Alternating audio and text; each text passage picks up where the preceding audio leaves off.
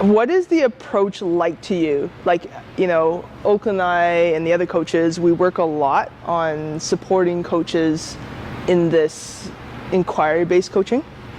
I see myself sometimes, especially the better our relationship is, the more I tell you guys what to do, it's actually horrible.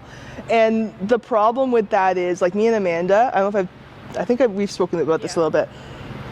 We're so close, and a coach could say she's so obedient that it's very easy for me to just tell her what to do, and she'll do it. But we actually miss the mark on each other. Like, I'm not supporting her from her perception. So I might be saying, hey, do this, but her brain is actually coming from a different place. So it's actually less effective. So, the few weeks before Amanda left, I actually felt like we were really ineffective with each other. And we talked about that. And I was like, listen, I'm not. She's, no, you're fine. Like, no. Like, I am just purely telling her what to do, and we're not improving the same speed. What's that like for you guys when we're like this? And with the questions and stuff like that. Yeah. The first thing I noticed, like when I started TMO training, Yeah. was that it's so question-based, and I thought it was so interesting and like such a good change from normal practices, because it allows me to like actually think about what I'm doing and not just like go through the motions, and like there's intention behind everything that I'm doing. And then if you ask me like, why do you think something went wrong, I have to reflect on each like aspect of my technique to find out like what went wrong and where I can put more focus into myself, instead of just like, if I feel like if a coach tells you you need to do this, it's so passive, and that's just like the only thing that you do. Yes. Instead of reflecting on your technique and your performance as a whole. Awesome. Nice. Anybody else have any feedback? Did you find it annoying ever? No. I didn't raise my hand for that. I wanted to say reflection is super huge, because I find like with the work that we've done, when I've stepped away from you, my reflection continues. Like as an athlete individually now, I may not even need you there as much, because I'm able to be like, hey, that didn't feel good, I know why. Or I'm like reflecting on why. So I don't actually need my coach side by side barking at me or letting me know what's happening, because I've taken that reflection piece away from me. Yeah. Can you see how that's extra important in beach? Yeah. Do you know what I mean? Yeah, you just can't. Like, we actually need you to not need us. Like, how's it for you? I feel like the first time I asked you a question, you were like, oh, I asked you a question.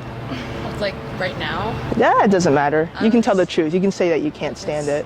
No, I'm not going to say that, but I said like, if you're talking about the reaction, you're spinning your pencil really sharply, and I was like, oh, I should do that. So I'm trying to do it, but... Well, I'll teach you later.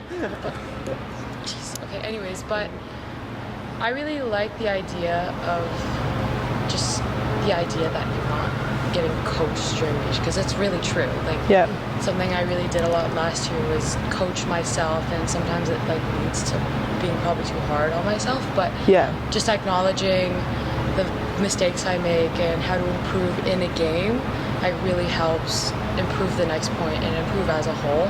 And I never got to really talk about how I developed that sort of reflecting in my head during beach until like I started TMO training.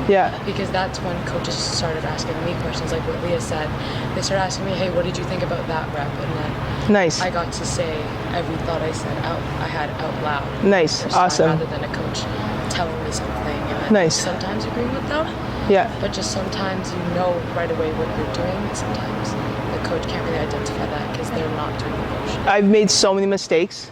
Like, I'm like, I think it's this, and all of a sudden, I feel like you did this the other day, and then you say something, I'm like, oh, they're thinking that?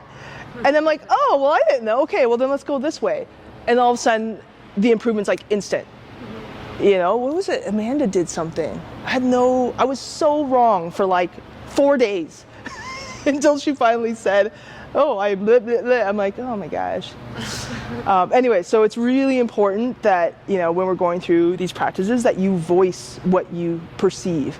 It's not even about right or wrong. It's that it's like the hope is that you and us are partners, and you just happen to be performing the skill. We just happen to be looking from the outside because you're so close to the skill that you can't see it.